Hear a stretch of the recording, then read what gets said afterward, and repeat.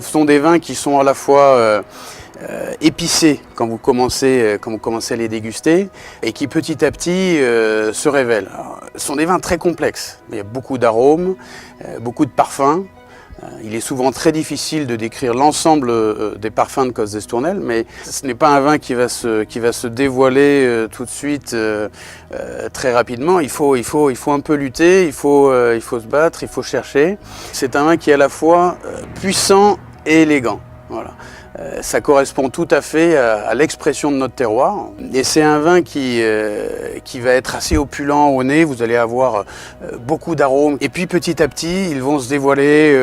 Il va y avoir plusieurs étapes, plusieurs niveaux. Donc surtout, prenez votre temps quand vous dégustez un Cos d'Estournel.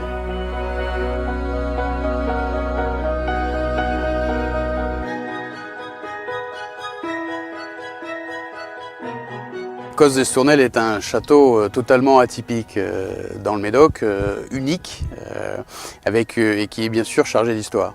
Et qui surtout n'a absolument pas hésité à se différencier. Et Louis-Gaspard d'Estournel n'en avait jamais assez et a eu l'idée totalement novatrice d'aller vendre ses propres vins en mettant son nom sur l'étiquette et aller vendre ses bouteilles. Et donc quelque part, c'était l'inventeur de la communication du vin. Il est allé vendre ce vin un petit peu partout dans le monde, notamment en Inde et en Asie, et est revenu totalement passionné, amoureux de l'architecture indienne et asiatique, orientale en général. Il a rajouté 3 pagodes sur le toit du château de Cos d'Estournel, ce qui lui a valu le surnom du Maharaja de Saint-Estèphe.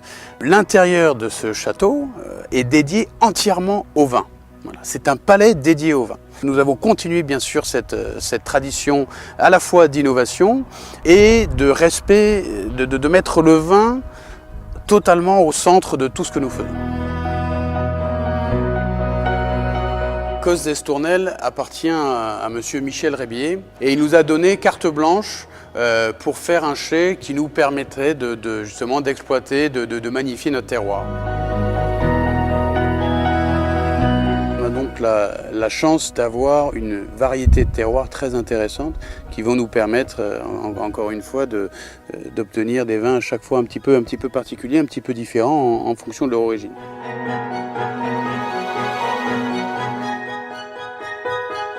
Nous avons besoin d'un sol très drainant et très graveleux. Et donc l'ensemble de nos Cabernet Sauvignon sont plutôt plantés sur le haut du plateau. Et puis plus nous allons descendre le long du coteau, on va donc retrouver cette argile.